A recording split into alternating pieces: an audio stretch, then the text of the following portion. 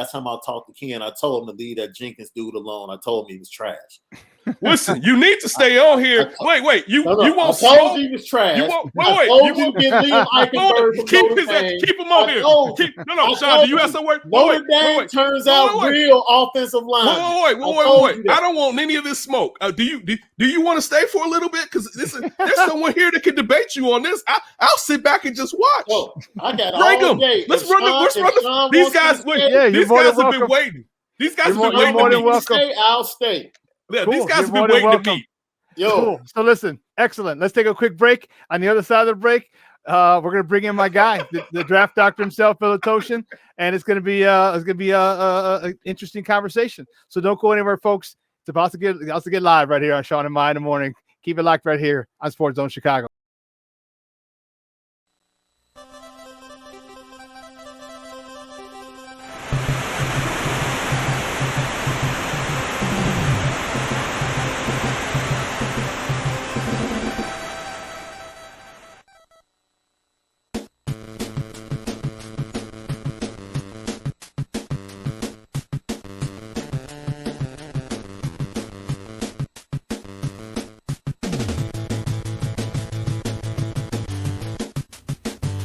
Shit goes downhill. You would think guys would fucking pick up their game. And they're not going to have a $39 million cap hit for a guy who's not there.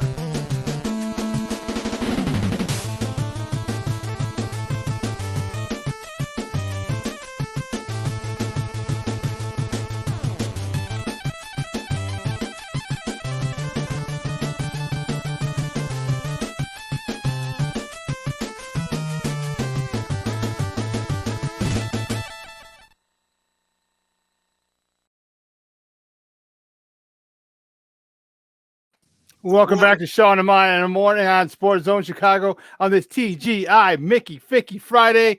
It's the holiday weekend, baby. We got a little bonus coverage today. Man, I want to welcome my man. He is a draft doctor himself from the Tape Never Lies Network. You can find him on Twitter on IG. He's an IGer. Yeah, on IG at Phil_Toshin. What's up, P. Diddy? What's going on, Papa? What's up, man? How are you guys? Good? Good. So you know Ken, and then I'm not sure this is in the lower left-hand corner. They've been waiting me for a minute now, so we may as well got it out the way here. Well, let me introduce you to Shawn Davis, producer over at ESPN 1000 here in Chicago. And, we want to we got a little Bears talk every Friday, 11 o'clock. As you saw, we got the two-back set, and we were both running backs in high school, college, and so on. So it's hence the name. But we talk football, man. And, man, we want to get your take. We wanted you to jump in and let's get right to it. I've had the pleasure of speaking to Shawn via DM, but I've never had the pleasure to meet you. Yeah. I have a shirt on for you for your misinformation, false information about Liam Eichenberg over Jenkins. But I also will start out because I heard you're doing a Notre Dame podcast. So we had a Notre Dame hiring at TTNL this week. Former All-American Chris Zorich is joining the network. So maybe we'll have to link him up with you to have him on your show with you. Man. It would be our pleasure, man. He is an icon and a legend, not only at Notre Dame, a Southside Zone TV. Yeah. Yes. Absolutely. Yeah, we're excited. Real quick, little promo here. What is it? Shameless plug. Shameless plug? Yeah, Chris Zorich, Mondays on our network, is now going to do a Super 16 poll show where he breaks down the top 16 teams according to Chris. And it's going to be a lot of fun, interactive. And college, yes, all college. It's a first dip into the college show. Obviously, in the off season, we do a lot of draft coverage. But back to that, I just totally disagree with Shawn. Obviously, in regards to Eichenberg, we broke down all these tackles, and it's unfortunate that Jenkins, we don't get the sit-down interviews with these guys as well as the medicals, all of us. That's on Pace, Nagy. And I thought Kenneth, you had said something very profound. It's very true. About the Borum thing. Well, if you had Borum ranked that high, why not take him where you had him ranked? So that kind of stuff just baffles me with this whole collaboration crew, we call them, over on our network. Shawn calls them the grubby little hands. But I think it's unfortunate for Jenkins' tape, to me, obviously, is all I have to go by, and the versatility as well as the size. Borum losing that weight is giving him like a similar athletic dancing bear that you're seeing now. So he decided, hey, I got to get myself in shape when I'm going into the league and money's on the line, which is great. And that's what you want to see, because my father, as you know, Shawn, dubbed Borum the best tackle in the entire draft. And my dad is obviously my mentor and an offensive line guru. So the Bears were able to get, I had Jenkins ranked number 3 tackle in this draft. And it's unfortunate he's going to, be delayed, but he has those finishing traits where the Charles Leno's and the soft ass puppy stuff, energy on that offensive line needed to build themselves. They needed people with some attitudes, and there isn't anybody but Jason Peters, who's that alpha.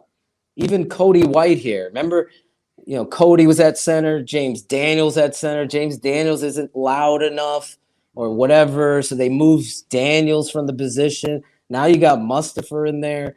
I have so many concerns about this offensive line, and the best one is probably the oldest at 39. So now the plan looks crappy, but I just don't think you take a shot at Jenkins based on, from what I was told privately, guys, there was no concerns about Ryan Pace was being truthful, to his credit, that he said everything looked good. He tweaked this in rookie camp. They thought they'd get through it with rest, and it turned out to be a pinched nerve that he dealt with. So they went in there, removed the pain, and the numbness shooting down your leg goes away. So now with he'll be back. This isn't a Chris Williams type of thing. So we'll see where he's at. I just don't. I know Barlissimo loved Shawn's boy from Notre Dame, Eichenberg, as well.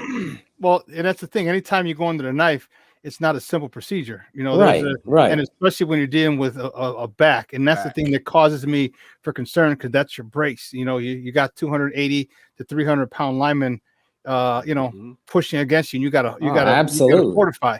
Yeah. So I'm concerned about him playing, not just playing well, but just playing this season. I just thought, I would just redshirt him. I think that would be the best idea. And that would be good for him to get to one. It'll take the mental stress off of him. Like, okay, you're done. You don't have to worry about it. Now you go rehab. When you come back, you're at 100%. Exactly. And I think that's what's necessary. I'm not so worried about the offensive line, I think, as you are.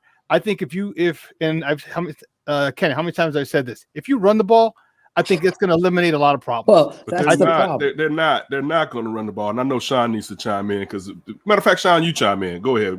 I just want to give context to Phil, because, that was the butt end of our conversation that we were having when Liam Eichenberg came up, because you and I were talking about what to do at that pick in the first round.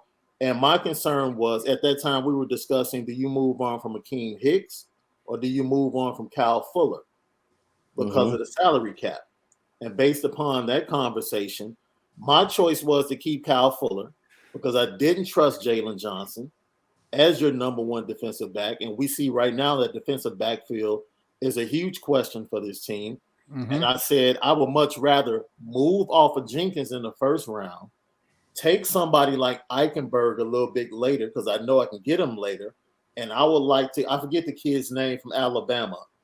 Oh, the kid went to the Colts. Yeah, the dominant. That was, my dad loved that dude too. Yeah, black. But move on from Akeem Hicks. Move on from Akeem Hicks get that cap relief, keep Fuller, and get younger at the defensive line. This roster is the oldest roster in the NFL, if I'm not mistaken. No, it is. And 27. 27. Average age. Yeah, but that's 39-year-old Peters. pushes- and then you add to that with Peters. So in my mind, that was just like the overall conversation. It wasn't just like I was like Eichenberg is better than Jenkins. No, Oh, okay. it was about moving off Jenkins, knowing you can get a tackle that can come in and still be a pretty good tackle, but yet still get younger along the defensive line. It wasn't just about Hicks. It was about Eddie Goldman. How is he going to be coming off staying out for COVID last season? Exactly. He had knee issues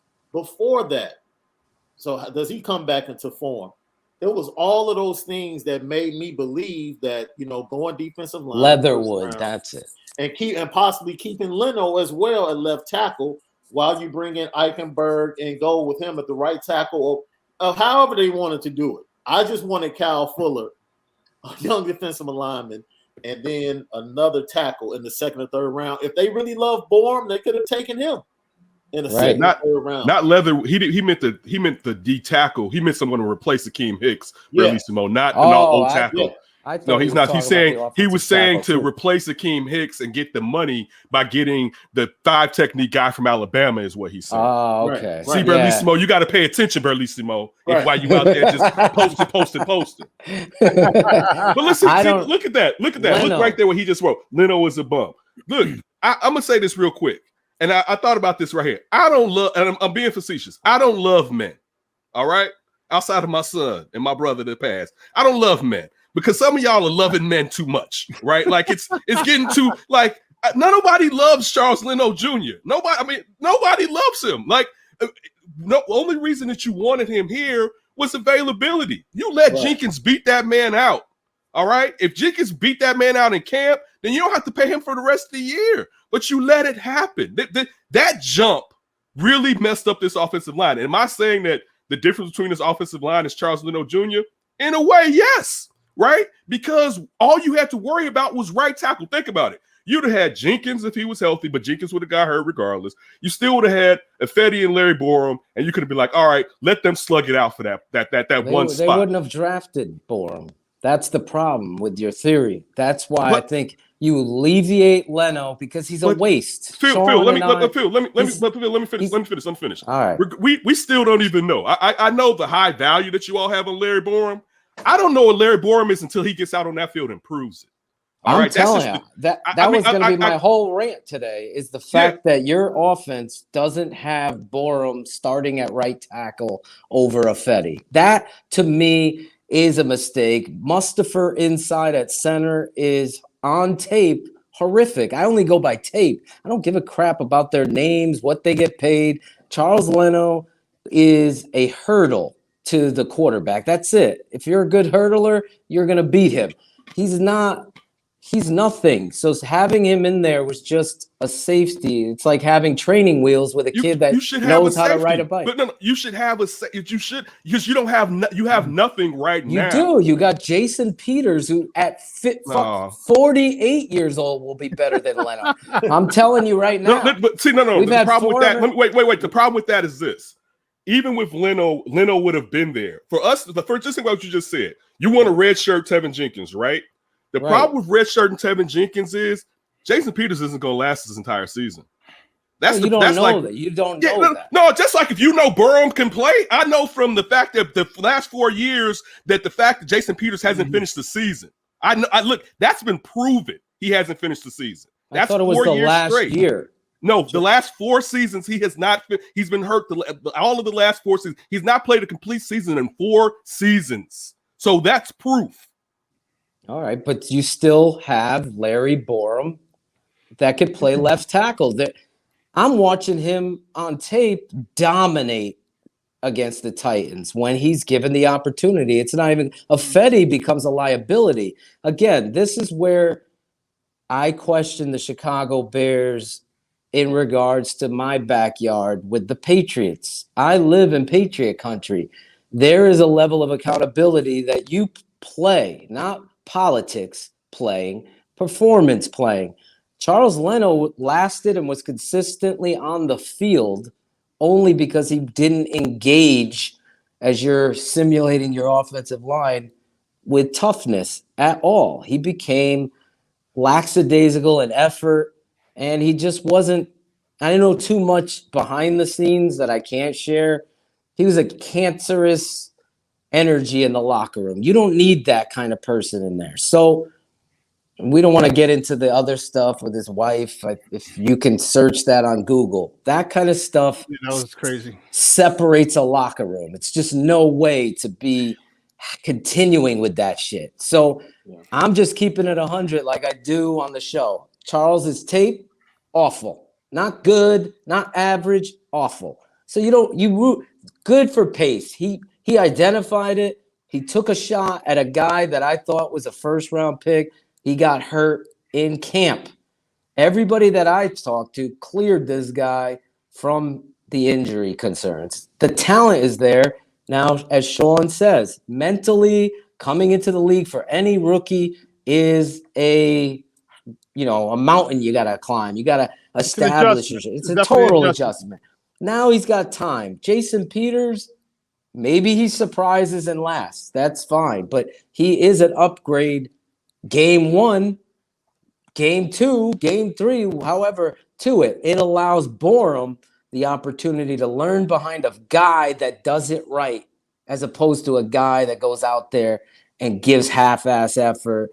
And just culturally, that stuff just doesn't go good for this football team, especially when everybody here on this panel knows the penicillin to Matt Nagy's offense is number 32, running the football and helping this offensive line gain what Matt Nagy's like discovering in week 11 last year and patting himself on the back. Cohesiveness. How do you get cohesiveness? You run the football. You allow offensive linemen to do what it is they want to do to get their confidence up. It's simple, basic football. Common sense. All of a sudden, those linebackers start cheating up. The safety cheats up. Now you could throw the football. But our coach is the biggest concern for me, Shawn. It's not even close. It's not even close. Just the decision. We had former Bears quarterback, and I know Shawn had him on, Eric Kramer, this past Wednesday on our show, and he was just amazing. The week before, he's amazing. Man. And he was so vulnerable with his personal stuff, but the football analysis stuff was great too. And he differed than the week before with Shane Matthews. So we had two 90s Chicago Bear QBs back to back. It was great to see. Eric wants to sit Justin Fields because the coach didn't open a competition right away. Shane Matthews says play him because he's going to be the guy that overcomes Nagy's inability to call plays and use the right personnel. So you see, now there's all of this stuff. So what is the one common denominator? Nagy. That's the reality of this. And if you can't find those right pieces to help this young guy, it's unfortunate to me. You can't figure out that Borum should be starting at right tackle. They couldn't figure out Mustafa is probably not the center to do this. I know they like his intangibles, being a leader. But, Shawn, if you can't do it physically and you're trying to run zone plays and he's getting blown into the backfield, you can't run zone. Can't do it. So Phil, I could have told you that from watching all of the Notre Dame games. Look, he is a great leader. He is very smart. Yep. He just happened to be surrounded by McGlinchey and other great Thank you. Quentin Nelson. He had those guys next to him. And Alex Bars before he tore up his knee, who was supposed to be a first-round pick. That's the supreme talent he had surrounding him, and he was the leader of the group. So it worked because he could be the smart guy. Exactly. Once they left, you start to see the struggles in his senior year on the tape. The same thing. He would get pushed in the backfield, couldn't set the line 2 yards down the field. You guys are the experts, and these are my thoughts about the Bears. Number one, by the way, Christian Barmore is the kid. Yes. He got drafted by the Patriots. He was a star. Akeem Hicks clone. Yeah. Yes. Bill Belichick is going to get that kid. And just my question to you: you're in Patriots country. You said, yeah. What is it about Cody Whitehair and James Daniels specifically? I can't sit here and say I've watched the tape, so I can't give an honest opinion of what they've done in their careers up to this point. But from the outside looking in, it does not look like that they've lived up to the billing that was sold to us by the organization on how good both of these guys can be. Now, we know that there's a great offensive line coach in New England. Right. My question is, how do you look upon the coaching and development of the offensive line with the Bears, number one? And then moving forward, how do you look at the running game, David Montgomery, and whether or not Justin Fields or the Red Rocket I'll say this. gives them a better chance in the running game? That's what I'm trying to ask. Justin Fields make it easier to run the ball because you have to worry about him bootlegging and in the running game. Shawn, no more female sex toy mentions on the show. What's his name? Andy? The Red Rifle. The Red Rifle. I'll just mess with you. I'll call him Red Rocket. I'll call him Red Rocket. You call Red Rocket too? Yeah. I'm messing with you. People get mad in the I'm messing with you, dude. I'm messing with you. Have reviews and be like, why you call him Red Rocket? I call him Red Rocket all the time. I'll just mess with you. I don't. Red Rifle. I'm sorry, man. He hasn't earned the respect to get his nickname called. I don't want to get your show censored. I'm sorry, bro. That's fine. No, we're good. We're good, man. I'm just busting your chops, bro. That's all. But yeah, for years, Dante Scarnecchia has been coaching the Patriots. He retired. Bill Belichick brings him back because the difference is they play the best. They play to educate fundamentals first and not run plays. So you could take a kid that was a wrestler and shows great ability and athleticism that has never played the game and create him into a Pro Bowl football player. That stuff happens in New England each and every season. Undrafted centers and guards become future Hall of Famers because teaching is a priority. Now you look here, you had the best offensive line coach, quote unquote, in the country in Harry Heastand, who becomes a scapegoat. Mm-hmm. Again, the year before that, there was another offensive line coach that was his initial guy that got fired from John Fox's staff. And then he brings in Juan Castillo. Juan Castillo and him have butted heads. I know this very much so about how you're going to block up fronts and what have you. So the common problem is the head coach. I can't say this enough. I say it all the time. Once a shoe salesman, always a shoe salesman. You can't get the most important hire as a head coach is your offensive line coach. No matter what anybody tells you, that guy is the only way we are going to be able to run my thinking, my offense. And if we can't run my offense, he's got to be my consigliere, like in the mafia, that's going to come to me and say, Coach, we cannot do this. We need to do it like this. This is what suits our personnel. We can't do what they did in Kansas City. Right. I believe, like Barely Simone's saying here, that Castillo's a very good coach. I just feel like he's hamstrung with the guy that's directing him. And let's face it, some people will just accept, I'm not that way. I don't care. If I'm going to tell you the truth, if you don't want to hear it and you fire me because of it, then that's on you. But at least I know leaving that, I didn't sell out. Anyway, but Whitehair and Daniels, here's the issue, Shawn, and it's the biggest one. James Daniels' personality was told to everybody, and Olin Kreutz came on our show and said the same and confessed it, that they went to James Daniels, Nagy did, and said, you're too quiet. We need to hear your personality. You need to help Mitch call out the fronts, and we can't hear you, and you got to be a better, more vocal guy. They didn't put the talent first that this kid showed at center. They put the personality into play and then thus diagnosed, we're not going to be able to do it with you. And that, to me, is the biggest detriment. You bring up Kyle Fuller. Sean Sierra has said it best. Vic Fangio put Kyle Fuller on Front Street. and it changed the course of Kyle Fuller's career. Definitely. You do that to James Daniels as a leader of men. James is quiet. We need James. We don't move James Daniels from being our center. Olin Kreutz came on, and I trust Olin. Me and Olin don't agree on everybody, but I trust Olin's opinion on the center position. And he said, Phil, this kid will be the best center in football in 2 years. That was 2 years ago. The Chicago Bears have moved him around from left guard to right guard. And this is the problem with the Chicago Bears. Kyle Long was drafted to be a left tackle. A left tackle. He had the temperament, the athleticism.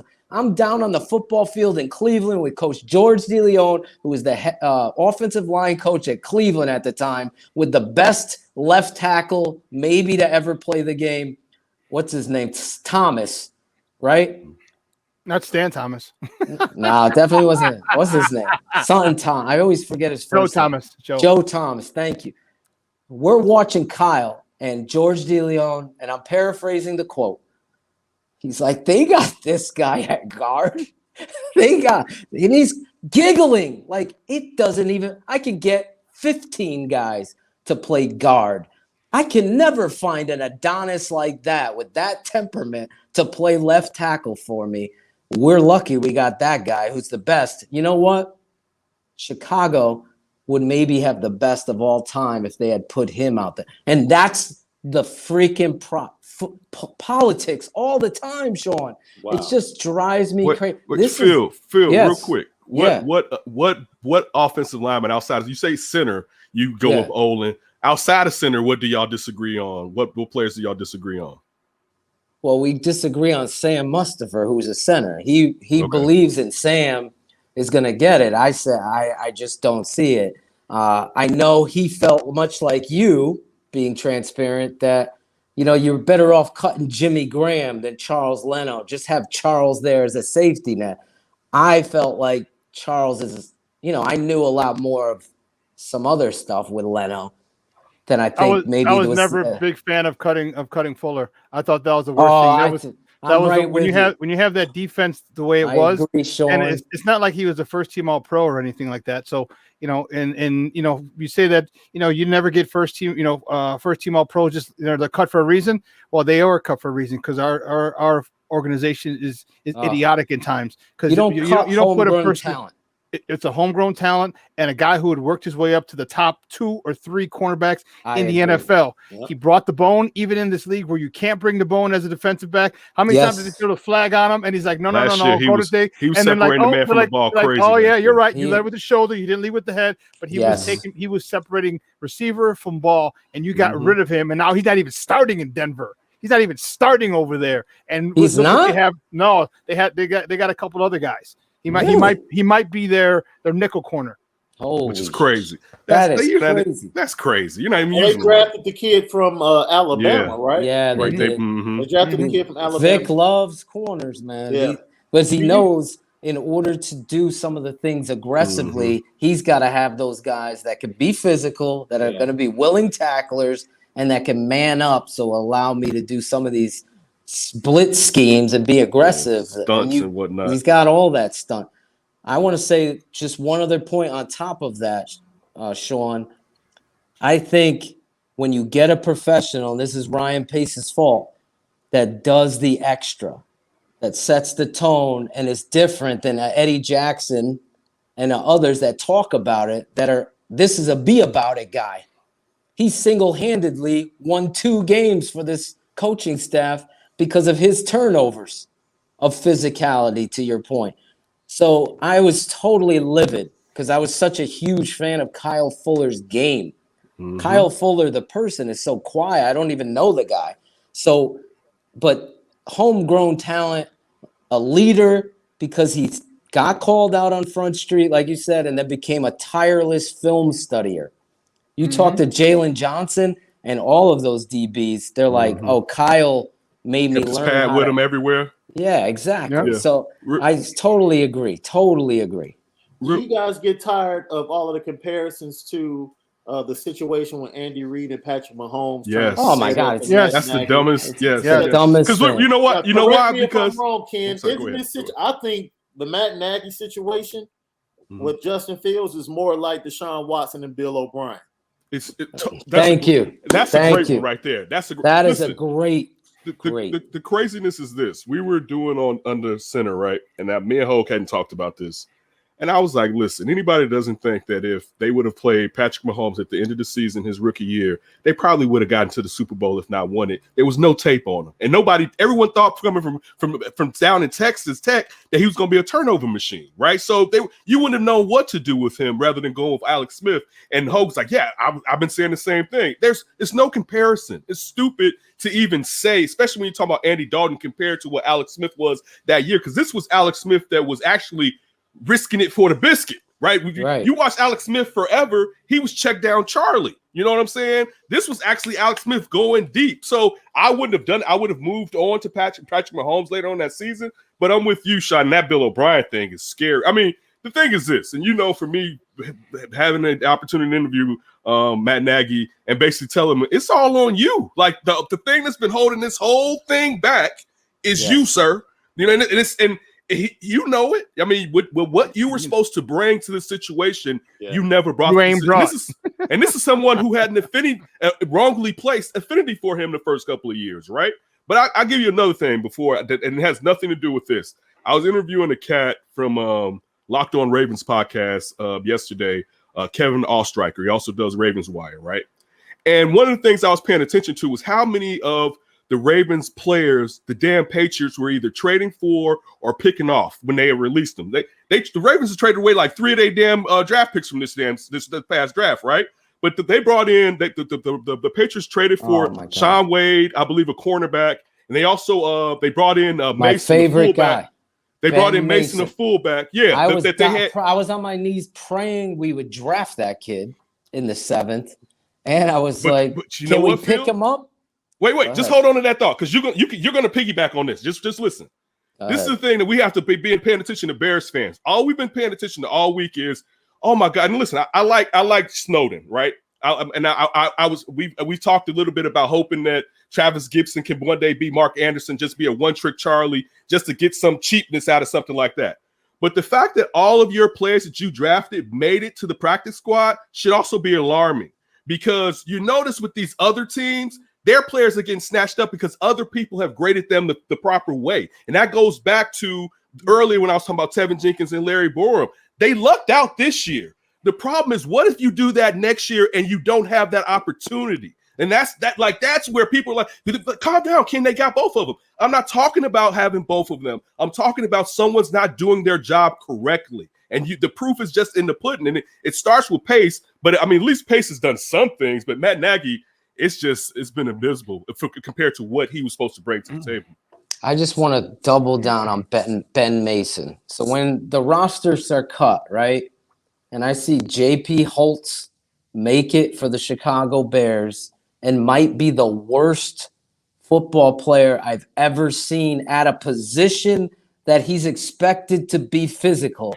When Darnell Mooney, and I kid you not, Shawn, I will cut the tape and bring it next Friday, of Darnell Mooney hitting C-gap and filling on a linebacker at 180 pounds, or maybe 175, versus a 240-pound tight end going up in there patty caking.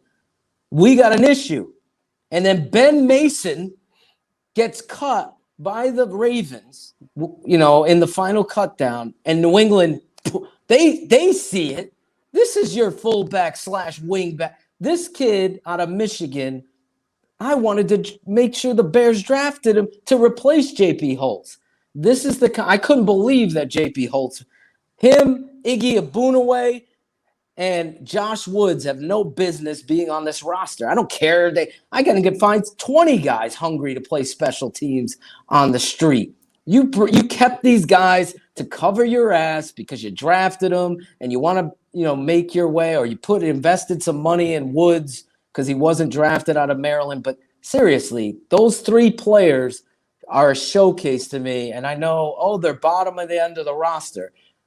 J.P. Holtz won't. I guarantee J.P. Holtz is active against the Rams on Sunday Night Football. Shawn Davis, Shawn Sierra, Kenneth Davis will be DMing me. Oh my God. Did you see JP Holtz just whiff on that zone block? He's coming back on the wham and he's falling on the, like, that shit. You need somebody who wants to be in this league, who is hungry, that has passion for it. This stuff that you're pointing out is just the tip of the iceberg, Kenneth. And it's a great one because you go to your board, you go to your assessment. And again, I'm excited about the kid they picked up from the Niners as a punt and kick returner. Webster. I really believe that kid has been like biased against because he came out of Eastern Washington and what have you. But the athleticism and the speed and the return capability, that's a showcase. Okay, your scouts. And there was one point that Pace said that he didn't probably want to say in his presser, if you guys saw it, and I know you did, Kenneth, 100%. He said Mooney, Jackson, Borum, and he's listing off these fifth-round picks, and he's like, our scouts have done such a good job. Yeah, your scouts have done the good job there. Maybe you need to start listening to those scouts about some of the players you already have kept on your roster. That's an issue right there. Because I know that some of them don't want JP Holtz or don't understand why. We'll see it. But you also have to understand that Nagy's not a physical guy. Nagy doesn't play. That's his style. And so if that's not your style, you know, what is the little thing on his Denny's menu say? Be you. So he's gonna be himself, and he's not going to get a guy, a bruiser whose only job in there is to bulldoze 3 or 4 people four or 5 plays a game. That's not his thing. But when you need that, because when it's, you know, 3rd and 1 and 4th and 1 or 3rd and 1, and you need a first down to continue the drive, you don't have that bruising back. We're bringing in like, hey, we're running here. You know it. I know it. Stop us. And he doesn't have that back because we have the back. He doesn't have the blocker for that back, because that back will fight his ass off in David Montgomery. We know that. Oh my God! Okay? But you get a guy in front of him. You get a guy in front of him who takes out 2 or 3 people at a time. Makes his job might easier, even be his own people at a time. But he's like, you're in my way. I got 2 yards to get because this guy needs to get 1.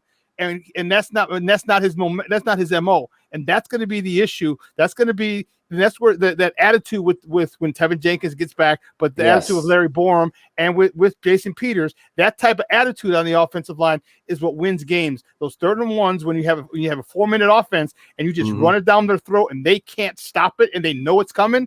And because you have a fullback and you have the guys who just want to just chew nails and spit nails out. They don't have that guy, Shawn, and that's the problem. But you got to let the Hogs go. Like, even let's just say all those players are healthy, right? Yeah. If you don't release the Hogs, it's not going to work. If you're still like, listen, I want you to play back. That's what I want you to do.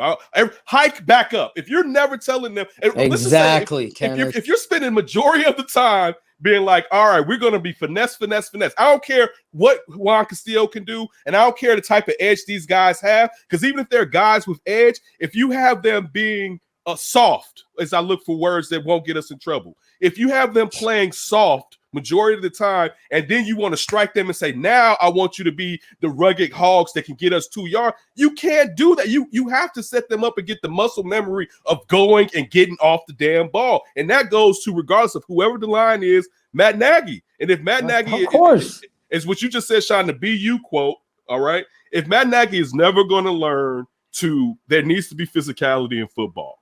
Like, that's the difference, especially played in the Arena League, Kenneth. I know. He's never been a head coach. Receivers were running before the hike, coming up to the line of scrimmage. This is also a coach that on 4th or 3rd and 1 is bringing Tariq Cohen in to get the. This is it's beyond a attitude. It's an intellect. There is a certain intellectual property of people that say what Shawn Sierra and you are saying. We had Jordan Howard here crushing dudes, right? And he's pulling them out. He's not playing them. I'm at a game against the freaking Packers. He hits it for 15. Excuse me, the Tampa Bay Bucks. 15 yards. running over dudes on one carry. He's out. Next, Tariq, get in there. What? What are you doing? You don't understand rhythm. You don't understand anything about how to coach the game and get the most out of your players. I 100. There'd be no issue. I can fix this offensive line. This team has a champion. This is a championship quality, like in the playoffs, rather, team roster. What did I say, Phil? Here's your fix. Jason Peters. Mm-hmm. Then you got white hair. Center is James Daniels. Then you put in Alex Bars at right guard or Affetti. You let them battle it out. And then Larry Bourne at your right tackle. Now you're going out there with your best 5 and you're going attacking people and you're setting a tone that's going to open up, coach. All of us know. Here's what you tell them. Here's how you do it, because it doesn't matter who you have on their front line. Here's what you tell an offensive lineman. Ken, I told you this. Guys, we're running the ball 25 times today. Easily. You will never you talk about a guy getting a chubby. You talk about offensive lineman getting a chubby. They're like 25 times. Hell, Mickey Ficky. Yeah, we're running the ball 25 times. Because what happens is when you start imposing your will on these defensive linemen, they don't want to pass rush. When you get buried again and again and again, and you get ear holed because they pull, and you get ear holed by a 300-pound guard going 15 miles an hour and moving your ass. Guess what? Your pass rush isn't as nasty as it used to be, and that's what he doesn't understand. Let these guys go forward. Let these guys win by attrition, because in the third and fourth quarter, what's going to happen? Because I've seen it happen many a time playing football. You don't.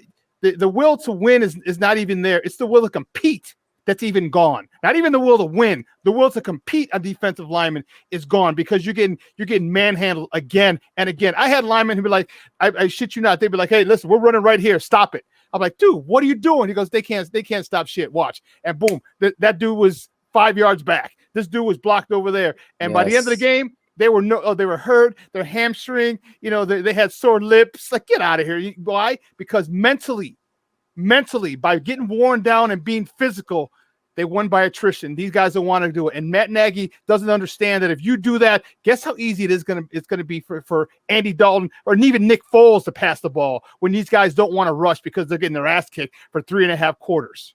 He doesn't get that. If I were Ryan Pace, I would go buy a condo in Columbus this season. And I would try to convince. Let me tell you something, man. Ryan Day. I strictly watched Ohio State football because of Ryan Day. That's it. And I know they have elite talent everywhere. You can go back to the Big Ten championship game against Northwestern, and you can go to that game last night against Minnesota. And his ability, not just the game plan, but to adjust on the fly. Yes. He did it with a veteran quarterback in Justin Fields in that championship game. He did it last night in front of a raucous crowd with a first-time starting quarterback who was shell-shocked after throwing his first interception. And after going into halftime down 3, Ryan Day comes out and does exactly what you just talked about, Superback. We're about to take their souls. Yes. I know we have the more talent. We're about to snatch their souls. We're about to knock them on their butts. And when they have had enough, then we'll go over the top. Then we'll start taking advantage of the defensive backs and making big plays. And by the time the fourth quarter came, Minnesota, they had nothing left physically. There was nothing left. Everything that they had to give middle of third quarter, especially once their running back went out with the injury. That was just it. But that's just all Ryan Day going away from what he wants to do, right? He's not like Matt Nagy. This is what I'm going to do, and I'm going to do it no matter what. No, Ryan Day wanted to come in, he has 2 first-round wide receivers. 2. Why wouldn't he want to throw the ball all over the field? But you know what? The game shifted. Minnesota got the momentum. What did he have to do? I have to go away from what I want to do and to what do works. What we need to do to reestablish and take control of this game. And that's coaching. And that's what you know why? That's what Phil was talking about with Matt Nagy. Because he's not arrogant. Doing it. he's not arrogant. He understands the game, and he understands that, you know what, just because I have a game plan doesn't mean we're going to follow it. Doesn't mean it's going to go according to game plan, because when it goes left, here's what we're going to do. If it goes right, here's what we're going to do. And that's what Matt Nagy does, it because he's freaking arrogant. And why he's arrogant, I don't understand. Phil, you said it. We all know that he's never been a head coach at any level. Okay, he's called plays for 5. Really hasn't been an offensive coordinator at this level. 4 or 5 games, and then gets the then he's a hot coaching prospect because he called 5 or 6 games, and then gets blown out in a playoff game that he called the plays in.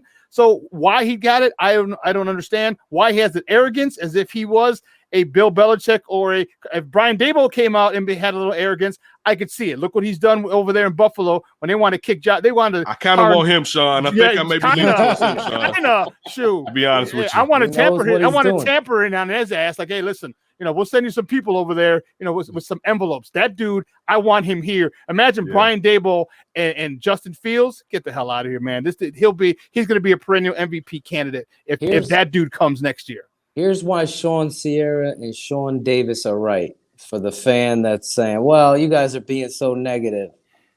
Here's an example. David Montgomery goes 80 against Houston for a touchdown. Mm-hmm. He has 11 carries in that game. That's it. That's all you need to know. Enough said. Feed him till his legs fall off. But listen, in this conversation, something popped out to me real quick.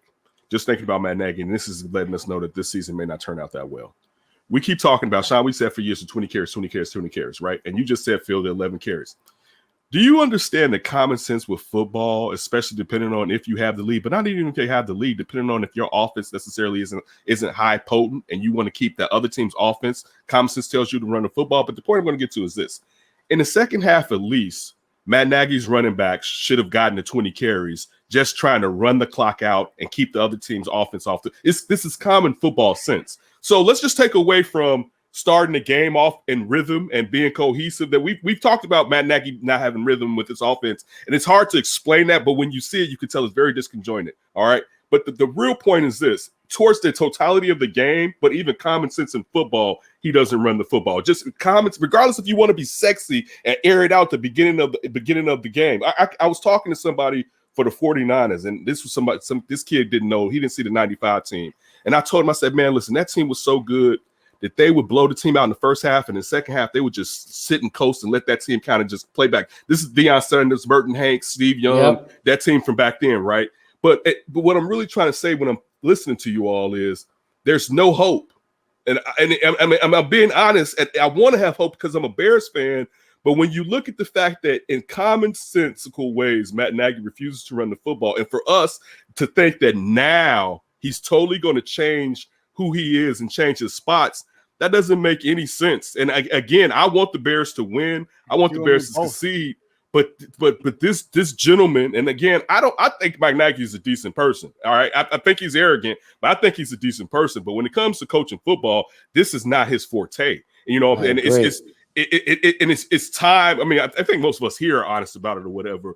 But when we're looking at the season, even when let's just talk about, you're talking about the offensive line, right? Hey, Ken, we got to go because we got to show right at we got to show. Hey, guys, awesome segment. Hey, Phil, thank you so much. Sean, thank you for staying on for extra time, man. Great stuff. You know what? It was a great stuff. Talk. And guys, catch Phil on the Tape Never Lies Network on all social media platforms. You can catch it.